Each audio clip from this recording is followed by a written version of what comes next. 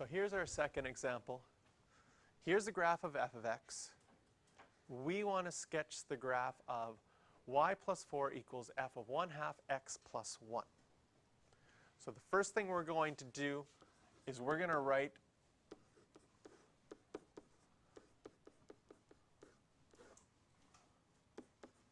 the y by itself so that we can go from left to right.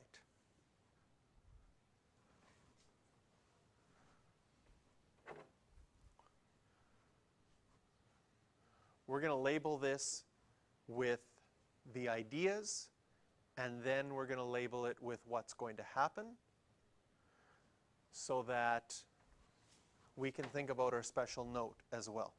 So when I'm labeling it with our ideas to begin with, the 1/2 is going to be a horizontal stretch. We're going to use short.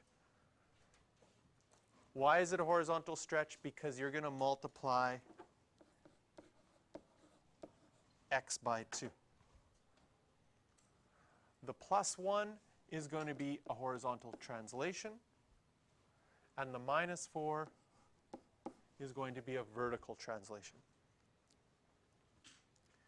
Now, before I write left 1 and down 4, I want to note that this one has a horizontal stretch and a horizontal translation, so our special note comes into effect. The inside of that function has to be written in factored form. So you have to take the time to check, is it in the factored form, or do I need to factor out the value? The 1/2, can you see, is already factored out. So this is in factored form. So when I go to write, what is that plus 1 going to do?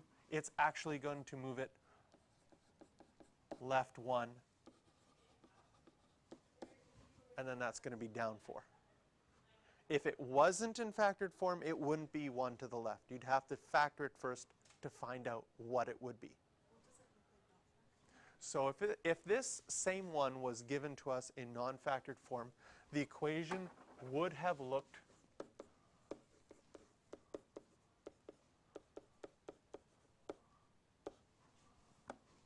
like this. Whoops, minus 4. To start off with. Notice there's no extra brackets in there. So you would have to say, okay, I need to take this half out of the first and the second term out in front.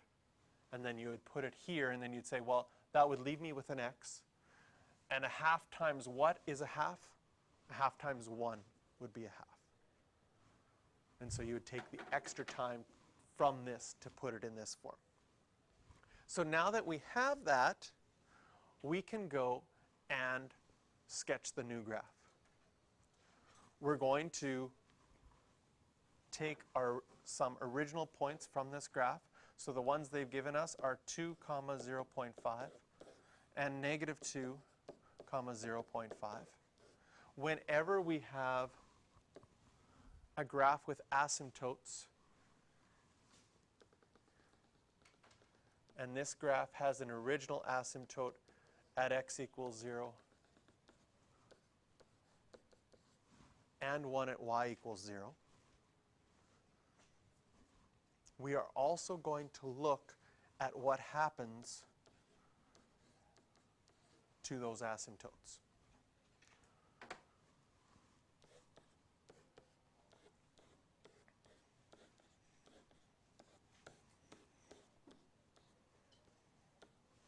We're going to do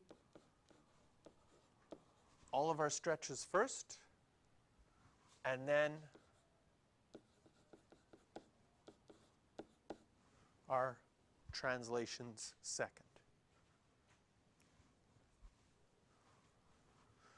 So multiplying x by 2, this is going to give us 4, 0.5 and negative 4, negative 0.5. Left 1, change this one to 3 and this one to negative 5. Down 4, this to negative 3.5, this to negative 4.5. With your asymptotes, if your asymptotes are at 0, which for any reciprocal graph is where they would start, can you see that multiplying x or y by something won't make a difference? The only thing that's going to affect the x1 is when you move it left and right. So if it was at 0, it's now at -1. The only thing that's going to affect the y1 when it starts at y equals 0 is if you move it up and down. We've moved it down 4. So our new asymptote will be at -4. When I go to graph a graph with asymptotes, I'll always start by graphing my asymptotes first. So y equals -4.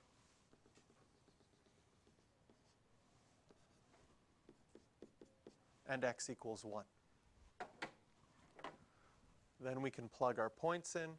We're going to have 3 comma -3.5.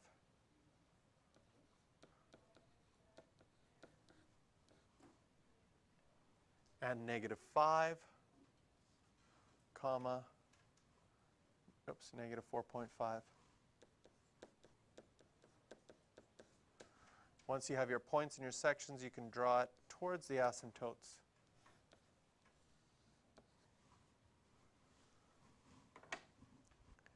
And then a quick check. If I stretch it horizontally out and then move it left and down, does that seem to match up with what we have? Yes. So the asymptotes on the original ones are at x equals 0 and y equals 0. Then the only thing that changes the asymptotes, because when I multiply x by 2, well, this is the only one that has x. Multiplying 0 by 2 doesn't change it. But moving it left 1 would change it to -1. And moving it down 4 will change the y1 to -4. For our domain and range of our original one, well, the only thing not allowed in our original one, x couldn't equal 0. Everything else is fine. The only thing not allowed for our range is y couldn't equal 0. Once we've done our transformations, now x can't equal -1, and y can't equal -4. Yes? The second graph with the blue one, is it not allowed to touch the original asymptotes either? No, the blue one could go through. Oh yeah, my graph is a little bit off here. Yes, it should go towards that asymptote. And it will, because the blue one is its graph on its own, so it can go through the asymptotes of the original one.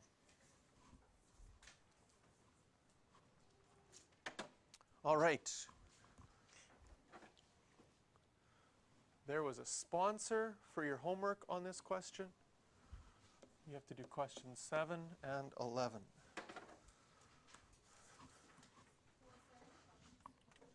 All right, the example 1 questions were 4, 5, and 6.